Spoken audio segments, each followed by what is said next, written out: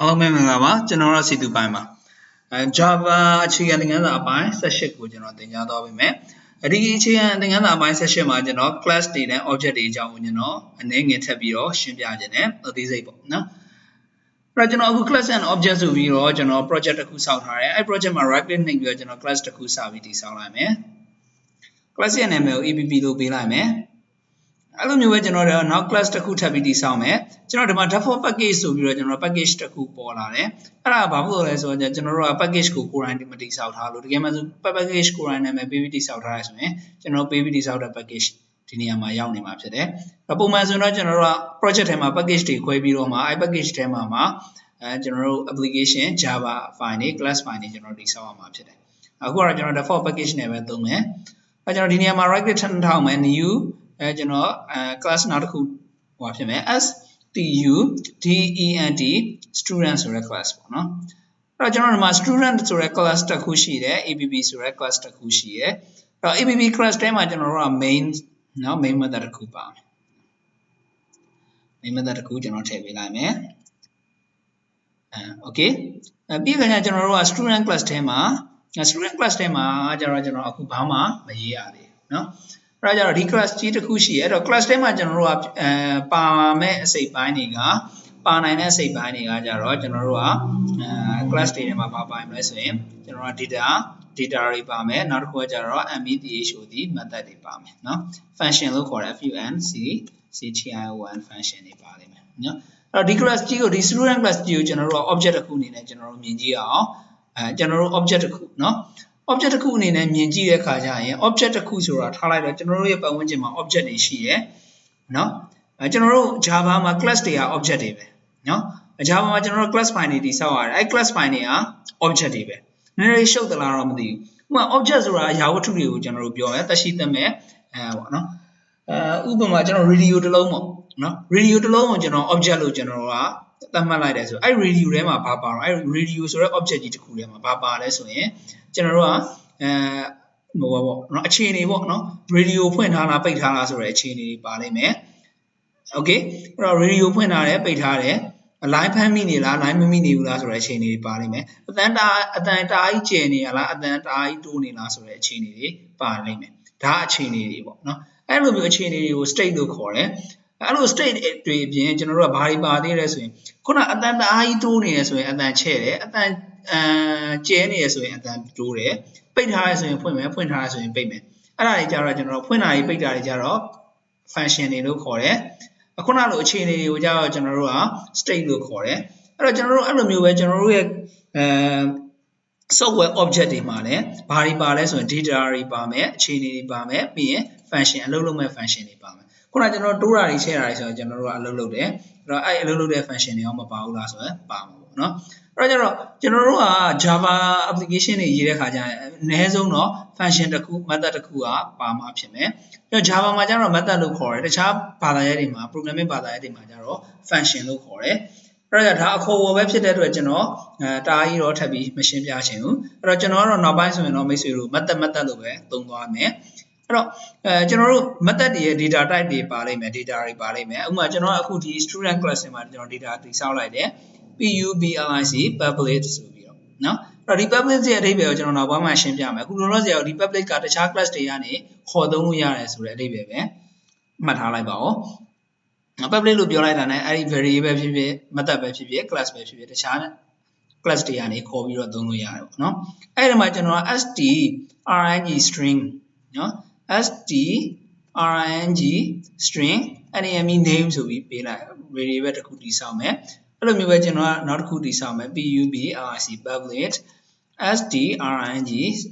string မဟုတ်ဘဲနဲ့ int integer a ဆိုပြီးတည်ဆောက်မယ်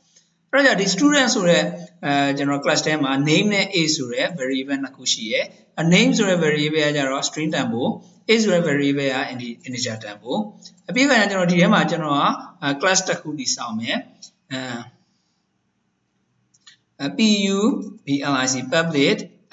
public void เนาะ set info ဆိုတဲ့ method တစ်ခုတည်ဆောက်လိုက်မယ်เนาะset info เนาะokay set info set info လို့ပဲရေးလိုက်မယ်အချက်လက်တွေကိုကျွန်တော်တို့သွင်းလိုက်တယ်အဲ set info ဆိုတဲ့ method ကထဲမှာဘာကျွန်တော်နှစ်ခုတောင်းလဲဆို string name name ရယ်နောက်တစ်ခုကကြတော့ st integer age เนาะ okay ပြီးခါကျရင်ကျွန်တော်တို့ကကျွန်တော်က th ရ this dot name name this dot name ဆိုတာကျွန်တော်တို့ဒီ class ထဲမှာရှိတဲ့ variable ကိုပြောတာဒီ string name ကဘာနဲ့ညီလဲဆိုဟိုဘက်ကကျွန်တော်သူ့ကိုခေါ်ပေးတဲ့ class ရဲ့ sorry သူ့ကိုခေါ်တဲ့ method ကလှမ်းပို့ပေးလိုက်တဲ့ name နဲ့ညီတယ်လို့ပြောမယ် this dot age က age နဲ့ညီတယ်လို့ပြောမယ်အဲ့တော့ဒီ age ကဘယ်ရမှာလဲဆိုရင်ကျွန်တော်တို့အသုံးပြုသူ့ကိုခေါ်ပြီးတော့ဒီ set info ဆိုတဲ့ method ကိုခေါ်တဲ့သူကထည့်ပေးမယ်ထည့်ပေးလိုက်တဲ့တန်ဖိုးမှာ16တို့19တို့18တို့အဲ့ဒါဘယ်ရတော့ရလာတဲ့ဟာကိုကျွန်တော်တို့ယူတယ်ယူပြီးတော့ဘယ်ထဲသွားထည့်တော့ this ဆိုတဲ့ keyword ကဘာကိုညွှန်းလာလဲဆိုရင်ဒီ student ဆိုတဲ့ class ကိုပြန်ညွှန်းလာเนาะကျွန်တော်တို့ programming မှာ this ဆိုတဲ့ keyword တွေတွေ့ရမယ်အဲ့ this ဆိုတဲ့ keyword တွေ့တဲ့တိုင်းကျွန်တော်တို့ကဒီအခုလက်တော်ရောက်ရှိနေတဲ့ကျွန်တော်တို့ရေး program ရေးနေတဲ့ class ကိုပြန်ညွှန်းတယ်လို့ကျွန်တော်တို့မှတ်ထားရမယ်အဲ့တော့ဒီ class မှာရှိတဲ့ variable age ထဲကိုဘယ်ကပြန်ထည့်မှာလဲဆိုရင်တခြား method ကနေလှမ်းပြီးတော့ခေါ်ပြီးတော့ပို့လိုက်တဲ့ integer တန်ဖိုးပြီးရင် string တန်ဖိုးတွေကိုသွားပြီးတော့ထည့်ပေးမယ်ပေါ့နော်ပြီးခါကျကျွန်တော်တို့က public နောက်တစ်ခုကကျတော့ကျွန်တော်တို့က string string နော် string string gd get name name ဆိုပြီးတော့ method တစ်ခုနော်အဲ့တော့ return အကောင်ကကျတော့ name name ကိုပြတယ်ဒီ name ကဘာလဲဆိုရင်ဒီမှာသွားပြီးထောက်ကြည့်လိုက်ဒီ ကျွန်တော်တို့ class ရဲ့ variable ဖြစ်တဲ့string name ပေါ့ဒီ name ကို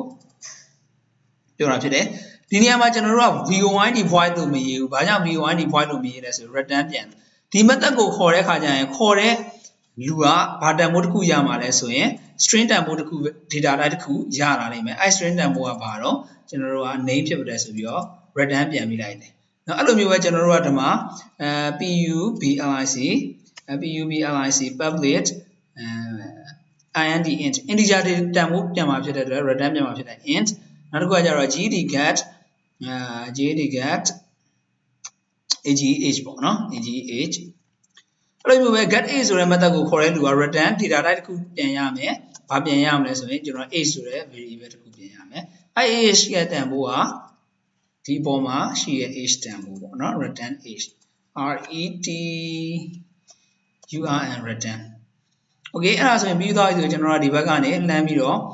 main method ကနေကျွန်တော်ဒီ student ဆိုတဲ့ class ရဲ့เนาะ student ဆိုတဲ့ class ကြီးရဲ့ object ကိုတည်ဆောက်မယ်အဲ့တော့ student student ပြီးရင်နာမည်ကိုကြိုက်တဲ့နာမည်ပေးလို့ရတယ် object ရဲ့နာမည်ကိုအသေးပေးတာပို့ပြီးတော့သင်တော်တယ်ပေါ့နော် student 1လို့ပေးမယ်ပြီးခါကျရင် new student student เนาะအဲ့တော့ student 1ဆိုတဲ့ object လေးတစ်ခုတည်ဆောက်လိုက်တယ်ဘယ်ထဲမှာတော့ဒီ app ဆိုတဲ့ class ထဲက main ဆိုတဲ့ method ထဲမှာအဲ့လိုမျိုးပဲကျွန်တော်တို့က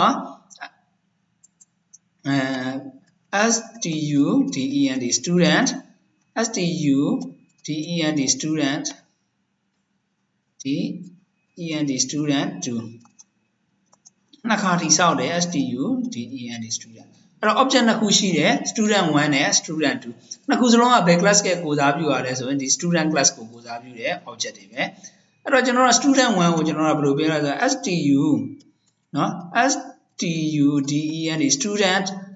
1.set info ဆိုပြီးတော့အဲ့ဒီမှာ name ကိုကျွန်တော်ပထမက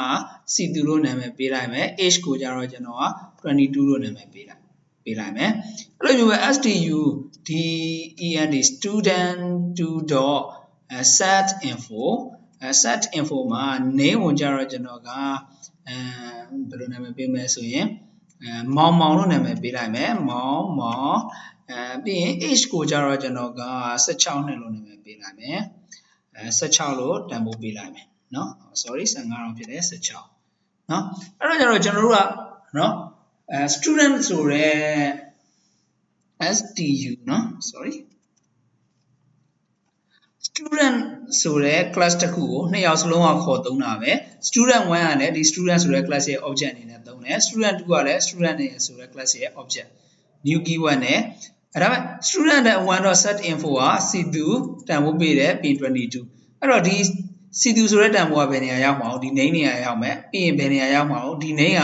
ဒီ class ရဲ့ name နဲ့ညီတယ်လို့ပြောလိုက်တယ်အဲ့တော့ class ရဲ့ string တန်ဖိုး name variable တွေကိုရောက်သွားမယ်ဒီထဲကိုဘာရောက်သွားမှာတော့ c2 ဆိုတဲ့တန်ဖိုးရောက်သွားမယ်ပြီးရင်22ဆိုတဲ့ integer တန်ဖိုးကဒီအနောက်ကိုရောက်မယ်အဲ့ဒါကိုကျွန်တော်တို့ကဘယ်ထဲပြန်ပေးထားတာဆိုရင်ဒီ h ထဲပြန်ပေးတယ်เนาะ okay ပြီးပြီဆိုတာနဲ့ကျွန်တော်ဒီမှာပြန်ပြီးတော့ sys out ထုတ်ကြည့်မယ် soud sys out เนาะ student student เนาะ 1.get name ဆိုပြီးထုတ်ကြည့်မယ်เนาะအဲ့တော့ကျတော့ဒီ student ဆိုတဲ့ class ထဲကိုပဲနှစ်ယောက်စလုံးကတန်ဖိုးထည့်တာပဲเนาะမောင်မောင်ဆိုတဲ့တန်ဖိုး c2 ဆိုတဲ့တန်ဖိုးဒါပေမဲ့ get name ကိုထုတ်ပြီးတော့ကျွန်တော်ကြည့်လိုက်တဲ့အခါကျရင်ဘာတန်ဖိုးရလာမလဲဆိုရင် c2 ဆိုတဲ့တန်ဖိုးပဲရလာမယ်ဘာဖြစ်လို့လဲ student 1 object ကထည့်ထားတာသူထည့်ထားတဲ့တန်ဖိုးက c2 တန်ဖိုးထည့်ထားတယ်အဲ့တော့ကျတော့ဒီနေရာကိုရောက်နေတဲ့ c2 ဆိုတဲ့တန်ဖိုးကဘယ်ဟာနဲ့ပဲသက်ဆိုင်တော့ဆိုတော့ student 1နဲ့ပဲသက်ဆိုင်တယ်အဲ့လိုမျိုး student 2ကမောင်မောင်ဆိုတဲ့တန်ဖိုးထည့်ထားတယ်အဲ့တော့ student 2.get name လို့ကျွန်တော်ရေးလိုက်မယ်အဲ့တော့ get name ဆိုတဲ့ method ကိုပဲခေါ်တာပဲဖြစ်တယ်ဒါပေမဲ့ဒီ get name ဆိုတဲ့ method ကတန်ဖိုးတွေကဒီမှာဘာပြန်ရမလဲဆိုရင်မောင်မောင်ပြန်ရမယ်အဲ့တော့ကျတော့သူတို့ကနှစ်ခုကမသက်ဆိုင်တယ်လို့ပဲเนาะ student 1ကလည်း student 1ပေးထားတဲ့တန်ဖိုး c2 ဆိုတဲ့တန်ဖိုးရမယ်student 2ကလည်းမောင်မောင်ဆိုတဲ့တန်ဖိုးပြန်ပြီးတော့ရမယ်ဘာကြောင့်လဲ object နှစ်ခုက student 1နဲ့ student 1ပေးတဲ့ object ကိုတည်တံ့သိမ်းထားတယ် student 2ကပေးတဲ့ object ကပေးထားတဲ့ data တွေကိုတည်တံ့ဒီ student နဲ့မှာသိမ်းထားတယ်အဲ့တော့ကျတော့ဒါတွေက class နဲ့ object ရဲ့တည်ဆောက်ပုံပဲဒီကောင်တွေကိုကျတော့ကျွန်တော်တို့ setter getter လို့ခေါ်တယ်အချက်လက်တွေကိုသွင်းတဲ့အခါမှာသုံးတယ် set method ကိုသုံးတယ်အချက်လက်တွေကိုကျွန်တော်တို့ student ဆိုတဲ့ class တွေအချက်လက်တွေကိုပြန်ယူတဲ့အခါမှာသုံးတဲ့ method get method လို့ခေါ်တယ်နာမည်ကို get လို့မပေးချင်လည်းရတယ်နော်ဒါပေမဲ့ဒီ method ကိုပေးလိုက်တဲ့သုံးတဲ့အခါကျရင်method တွေကိုနာမည်ပေးတဲ့အခါကျရင်ကျွန်တော်တို့က reasonable ပေါ့နော်အကျိုးအကြောင်းညီညွတ်အောင်နာမည်ပေးတဲ့အတွက်ကျွန်တော်တို့က get name ဆိုပြီးပေးတယ်အဲ့လိုမျိုးပဲအချက်လက်တွေကိုသွင်းတာဖြစ်တဲ့အတွက် set info ဆိုပြီးတော့ပေးတယ်နော်အနေငယ်ပြန်ရှင်းပြမယ်နော်ကျွန်တော်တို့နော် main method မှာ student class ရဲ့ object နှစ်ခုတည်ဆောက်ထားတယ်တစ်ခုက student 1လို့နာမည်ပေးတယ်တစ်ခုက student 2လို့နာမည်ပေးတယ်နော်အဲ့တော့ student 1က get အချက်လက်ကိုသွင်းတဲ့ set info ဆိုတဲ့ method ကိုခေါ်တယ် student ထဲမှာ set info ပဲအဲ့လိုမျိုးပဲ student 2ကလည်း set info ဆိုတဲ့ method ခေါ်တယ်သူတို့နှစ်ယောက်စလုံးက set info ဆိုတဲ့ method ကိုတူတူညီညီခေါ်ကြတာဖြစ်တယ်ဒါပေမဲ့သူတို့နှစ်ယောက်ထည့်ပေးတဲ့အချက်လက်ကကြတော့ data တွေကြတော့ parameter တွေကတော့မတူညီဘူးအဲ့တော့ parameter တွေမတူညီတဲ့အတွက်လည်းဘာမှပြဿနာမရှိဘူးရှုပ်ပြီးညှိသွားခြင်းမရှိဘူးရောသွားခြင်းမရှိဘူးအဲ့တော့ student 1 object ကပေးထားတဲ့ parameter ကိုသတ်မှတ်ထားတယ် student 2ပေးထားတဲ့ parameter ကိုလည်းသတ်မှတ်ထားတယ်ကျွန်တော်တို့ကတကယ်လို့ student 1 object ကိုသုံးပြီးတော့ကျွန်တော် get name လို့ခေါ်လိုက်မယ်ဆိုရင်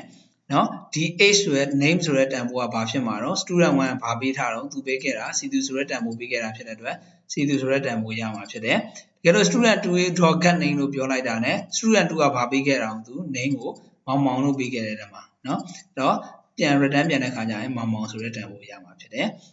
အဲ့တော့ကျတော့ကျွန်တော်တို့ class ဆိုတာ student ဆိုတဲ့ class ပဲနှစ်ယောက်စလုံးက student ဆိုတဲ့ class ကိုခေါ်ပြီးတော့သုံးတာဖြစ်တယ်ဒါပေမဲ့ object ကကြတော့မတူပါဘူး student 1နဲ့ student 2 object မတူတဲ့အတွက်သုံးတဲ့ method တွေလည်းတူမှာမဟုတ်ဘူးအဲ့လိုမျိုးပဲအချက်လက်တွေကိုပြန်ပြီးတော့သွင်းတဲ့ခါကျရင်ထုတ်တဲ့ခါကျရင်လည်းရလာမယ့်အချက်လက်တွေ name တွေဥပမာ get age ပေါ့နော် ged get age get age ဆိုရင်ဘယ်လောက်ရမှာဖြစ်တယ်နော် student 2အနေနဲ့ခေါ်မှာဖြစ်တဲ့အတွက်16ဆိုတဲ့တန်ဖိုးရမှာဖြစ်တယ်တကယ်လို့ student 1အနေနဲ့ခေါ်မယ်ဆိုရင်ဘယ်လောက်တန်ဖိုးရမှာတော့20ဆိုတဲ့တန်ဖိုးရမှာဖြစ်တယ်အဲ့တော့ကျွန်တော်တို့ object ဆိုတာဘာကိုပြောရလဲဆိုဒီ student 1တို့ student 2တို့က object ပါclass ကကြတော့ဒီ student ဆိုတဲ့ class G ကိုဘယ်မှာခေါ်သုံးတာတော့ကျွန်တော် main method မှာခေါ်သုံးထားတယ် student 1အနေနဲ့ဒီတိုင်းတန်းပြီးသုံးလို့မရဘူးပြီးတဲ့အခါကျရင်အဲ့ဒီ method ထဲအဲ့ဒီ class ထဲမှာရှိရ student class ထဲမှာရှိရ set info တို့ get age တို့ method တွေကိုခေါ်သုံးရင် object ကို dot ခံပြီးတော့ dot လေးခံပြီးတော့get info set info get age အဲ့လိုမျိုးဒီရ method တွေကိုခေါ်သုံးလို့ရတယ်။ဘာတစ်ခုလုပ်လို့ရလဲဆို object တိစောက်ပြီးတော့မှခေါ်ရမှာ student 1.set info student 2.set info တကယ်လို့ကျွန်တော်တို့ဒီ set info method ကိုကျွန်တော်မထည့်ခဲ့ဘူးเนาะ student 1.get age ဆိုပြီးကျွန်တော်ကသွားပြီးတော့ခေါ်ထုတ်လိုက်မယ်။ဘာတန်ဖိုးရမှာတော့0တန်ဖိုးရမယ်သူရဲ့ default ဘာဖြစ်လို့လဲကျွန်တော်တို့ဒီ h မှာဘာတန်ဖိုးထည့်ထားသေးတော့မထည့်ထားသေးဘူး set info ဆိုတဲ့ method ကိုမထည့်ထားသေးဘူး student 2ကတော့ထည့်ထားတယ် set info ဆိုတဲ့ method မှာ16ဆိုတဲ့တန်ဖိုးထည့်ထားတယ် h ကိုအဲ့ဒီတော့16ဆိုတဲ့တန်ဖိုးအဖြေရမှာဖြစ်တယ်နားလည်မယ်လို့တော့ထင်ပါတယ်မိတ်ဆွေတို့ဒီသင်ခန်းစာကို class တွေ object တွေခွဲပြီးတော့အလုပ်လုပ်တဲ့ပုံစံဒီသင်ခန်းစာတော့ဒီလောက်ပါပဲအားလုံးပဲအဆင်ပြေကြပါစေ